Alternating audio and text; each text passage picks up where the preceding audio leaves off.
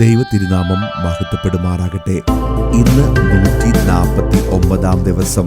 നാം വായിക്കുന്നത് സംഖ്യാപുസ്തകം 32 അധ്യായം, സദൃശ്യവാക്യങ്ങൾ 16 അധ്യായവും 1 കൊരിന്ത്യർ 16 അധ്യായവുമാണ്. സംഖ്യാപുസ്തകം 32 അധ്യായം. എന്നാൽ രൂബേന്യർക്കും ഗാദ്യർക്കും എത്രയും വളരെ ആടുമാടുകൾ ഉണ്ടായിരുന്നു. അവർ യസേർ ദേശവും ഗിലെയാദ് ദേശവും ആടുമാടുകൾക്ക് കൊള്ളാകുന്ന സ്ഥലമെന്ന് കണ്ടിട്ട് വന്ന് മോശയോടും പുരോഹിതനായ എലെയാസാരിനോടും സഭയിലെ പ്രഭുക്കന്മാരോടും സംസാരിച്ചു. അദാരോത്ത്, ദീബോൻ, യസേർ, നിമ്ര, ഹെശ്ബോൻ, എലെയാലെ, സെബാം, നെബോ, ബയോൻ എന്നിങ്ങനെ യഹോവ ഇസ്രായേൽ സഭയുടെ മുമ്പിൽ ജയിച്ചടക്കിയ ദേശം ആടുമാടുകൾക്ക് കൊള്ളാകുന്ന പ്രദേശം. അടിയങ്ങൾക്കോ ആടുമാടുകളുണ്ട്. അതുകൊണ്ട് നിനക്ക് അടിയങ്ങളോട് കൃപയുണ്ടെങ്കിൽ ഈ ദേശം അടിയങ്ങൾക്ക് അവകാശമായി തരണം. ഞങ്ങളെ യോർദാനക്കരെ കൊണ്ടുപോകരുതേ എന്ന് പറഞ്ഞു. മോശെ ഗാദ്യരോടും രൂബേന്യരോടും പറഞ്ഞത്, നിങ്ങളുടെ സഹോദരന്മാർ യുദ്ധത്തിന് പോകുമ്പോൾ നിങ്ങൾ ഇവിടെ ഇരിക്കണമെന്നോ? യഹോവ ഇസ്രായേൽ മക്കൾക്ക് കൊടുത്തിട്ടുള്ള ദേശത്തേക്ക് അവർ കടക്കാതിരിപ്പാൻ തക്കവണ്ണം നിങ്ങൾ അവരെ അധൈര്യപ്പെടുത്തുന്നത് എന്തിന്? ഒറ്റുനോക്കേണ്ടതിന് ഞാൻ നിങ്ങളുടെ പിതാക്കന്മാരെ കാദേശ് ബർണയിൽ നിന്ന് അയച്ചപ്പോൾ അവർ അങ്ങനെ തന്നെ ചെയ്തു. അവർ എസ്കോൾ താഴ്വരയോളം ചെന്ന് ദേശം കണ്ട ശേഷം യഹോവ ഇസ്രായേൽ മക്കൾക്ക് കൊടുത്തിട്ടുള്ള ദേശത്തേക്ക് പോകാതിരിക്കത്തക്കവണ്ണം അവരെ അധൈര്യപ്പെടുത്തി. അന്ന് യഹോവയുടെ കോപം ജ്വലിച്ചു. അവൻ സത്യം ചെയ്ത് കൽപ്പിച്ചത് കെനിസ്യനായ കെഫുന്നയുടെ മകൻ കാലേബും നൂന്റെ മകൻ യോശുവയും യഹോവയോട് പൂർണ്ണമായി പറ്റി നിന്നതുകൊണ്ട് അവരല്ലാതെ മിസ്രൈമിൽ നിന്ന് പോന്നവരിൽ 20 വയസ്സു മുതൽ മേലോട്ടുള്ള ഒരുത്തനും ഞാൻ അബ്രഹാമിനോടും ഇസഹാക്കിനോടും യാക്കോബിനോടും സത്യം ചെയ്ത ദേശത്തെ കാണുകയില്ല. അവർ എന്നോട് പൂർണ്ണമായി പറ്റി നിൽക്കായ്ക കൊണ്ട് തന്നെ. അങ്ങനെ യഹോവയുടെ കോപം ഇസ്രായേലിന്റെ നേരെ ജ്വലിച്ചു. യഹോവയ്ക്ക് അനിഷ്ടമായുള്ളത് ചെയ്ത തലമുറയെല്ലാം മുടിഞ്ഞു പോകുവോളം അവൻ 40 സംവത്സരം അവരെ മരുഭൂമിയിൽ അലയുമാറാക്കി. എന്നാൽ ഇസ്രായേലിന്റെ നേരെ യഹോവയുടെ ഉഗ്രകോപം ഇനിയും വർദ്ധിപ്പാൻ തക്കവണ്ണം നിങ്ങളുടെ പിതാക്കന്മാർക്ക് പകരം നിങ്ങൾ പാപികളുടെ ഒരു കൂട്ടമായി എഴുന്നേറ്റിരിക്കുന്നു. നിങ്ങൾ അവനെ വിട്ട് പിന്നോക്കം പോയാൽ അവൻ ഇനിയും അവരെ മരുഭൂമിയിൽ വിട്ടുകളയും. അങ്ങനെ നിങ്ങൾ ഈ ജനത്തെ എല്ലാം നശിപ്പിക്കും. അപ്പോൾ അവർ അടുത്ത് ചെന്ന് പറഞ്ഞത്, ഞങ്ങൾ ഇവിടെ ഞങ്ങളുടെ ആടുമാടുകൾക്ക് തൊഴുത്തുകളും ഞങ്ങളുടെ കുഞ്ഞുകുട്ടികൾക്ക് പട്ടണങ്ങളും പണിയട്ടെ. എങ്കിലും ഇസ്രായേൽ മക്കളെ അവരുടെ സ്ഥലത്ത് കൊണ്ടുപോയി ആക്കുന്നതുവരെ ഞങ്ങൾ യുദ്ധസന്നദ്ധരായി അവർക്ക് മുമ്പായി നടക്കും. ഞങ്ങളുടെ കുഞ്ഞുകുട്ടികളോ ദേശത്തിലെ നിവാസികൾ നിമിത്തം ഉറപ്പുള്ള പട്ടണങ്ങളിൽ പാർക്കട്ടെ.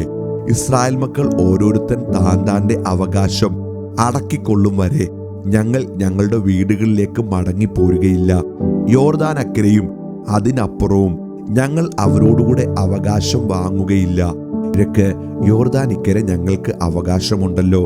അതിന് മോശെ അവരോട് പറഞ്ഞത്, നിങ്ങൾ ഈ കാര്യം ചെയ്യുമെങ്കിൽ യഹോവയുടെ മുമ്പാകെ യുദ്ധസന്നദ്ധരായി പുറപ്പെട്ട് യഹോവ തന്റെ മുമ്പിൽ നിന്ന് ശത്രുക്കളെ നീക്കിക്കളയുവോളം നിങ്ങൾ എല്ലാവരും അവന്റെ മുമ്പാകെ യുദ്ധസന്നദ്ധരായി യോർദാനക്കരെ കടന്നു പോകുമെങ്കിൽ ദേശം യഹോവയുടെ മുമ്പാകെ കീഴമർന്ന ശേഷം നിങ്ങൾ മടങ്ങിപ്പോരുകയും യഹോവയുടെയും ഇസ്രായേലിന്റെയും മുമ്പാകെ കുറ്റമില്ലാത്തവരായിരിക്കുകയും ചെയ്യും. അപ്പോൾ ഈ ദേശം യഹോവയുടെ മുമ്പാകെ നിങ്ങളുടെ അവകാശമാകും. എന്നാൽ നിങ്ങൾ അങ്ങനെ ചെയ്യുകയില്ല എങ്കിൽ നിങ്ങൾ യഹോവയോട് പാപം ചെയ്തിരിക്കുന്നു. നിങ്ങളുടെ പാപഫലം നിങ്ങൾ അനുഭവിക്കും.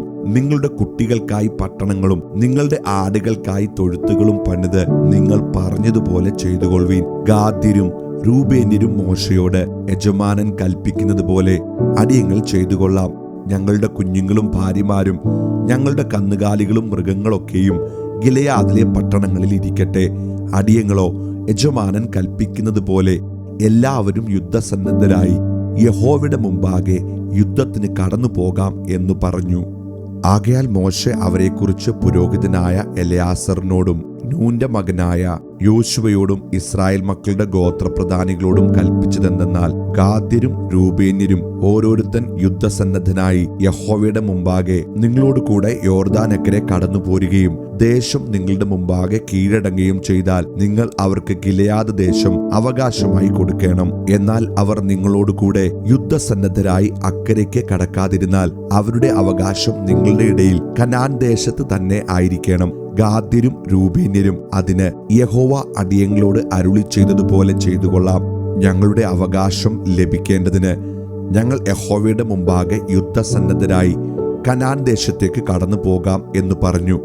അപ്പോൾ മോശെ ഗാദ്യർക്കും രൂബേന്യർക്കും യോസഫിന്റെ മകനായ മനശ്ശെയുടെ പാതി ഗോത്രത്തിനും അമോര്യ രാജാവായ സീഗോന്റെ രാജ്യവും ബാശാൻ രാജാവായ ഓഗിന്റെ രാജ്യവുമായ ദേശവും അതിന്റെ അതിരുകളിൽ ചുറ്റുമുള്ള ദേശത്തിലെ പട്ടണങ്ങളും കൊടുത്തു. അങ്ങനെ ഗാദ്യർ ദീബോൻ, അദാരോത്ത്, അരോയേർ, അത്രോത്ത്, ഷോഫാൻ, യസ്സർ, യോഗ്ബെഹ, ബേത് നിമ്ര, ബേത് ഹാരാൻ എന്നിവയെ ഉറപ്പുള്ള പട്ടണങ്ങളായും ആടുകൾക്ക് തൊഴുത്തുകളായും പണിതു. രൂബേന്യർ ഹെഷ്ബോനും എലാസേരും കിര്യത്തയീമും പേര് മാറ്റിക്കളഞ്ഞ നെബോ, ബാൽമയോൻ എന്നിവയും സിപ്മയും പണിതു. അവർ പണിത പട്ടണങ്ങൾക്ക് പുതിയ പേരിട്ടു.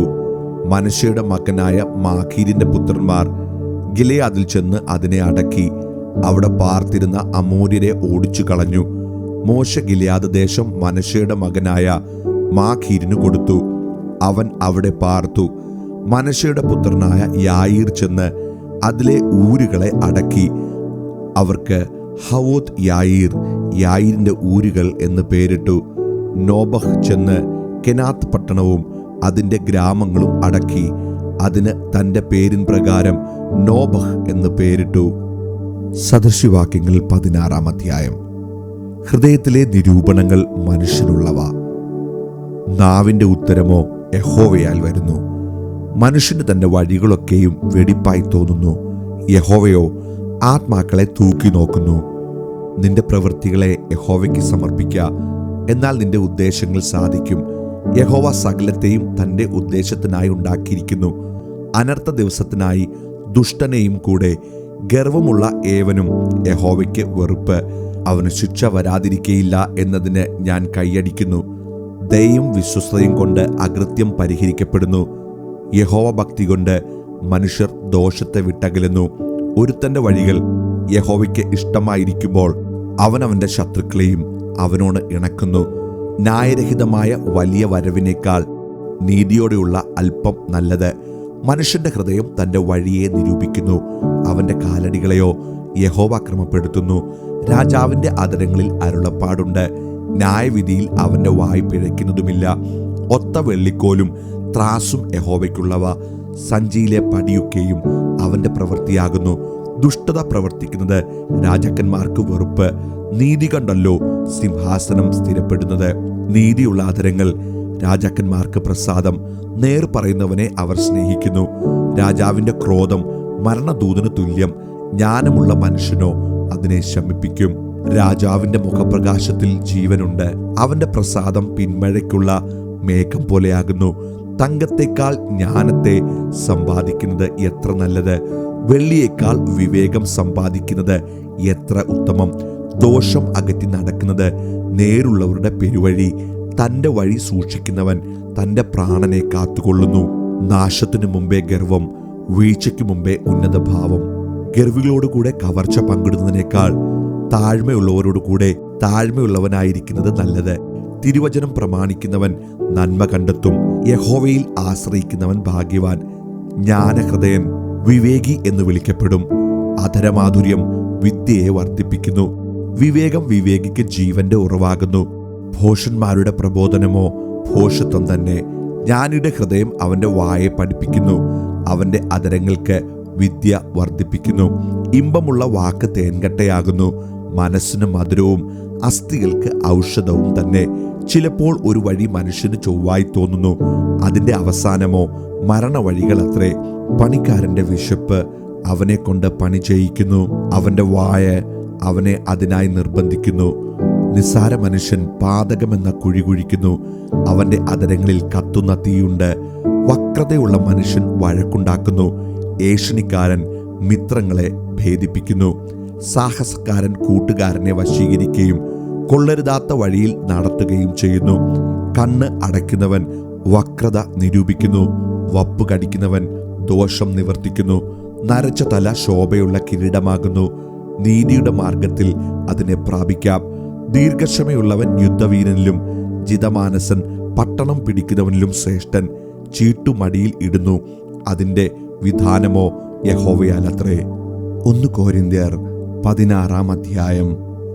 വിശുദ്ധന്മാർക്ക് വേണ്ടിയുള്ള ധർമ്മശേഖരത്തിന്റെ കാര്യത്തിലോ ഞാൻ ഗലാത്യ സഭകളോട് ആജ്ഞാപിച്ചതുപോലെ നിങ്ങളും ചെയ്യുവീൻ.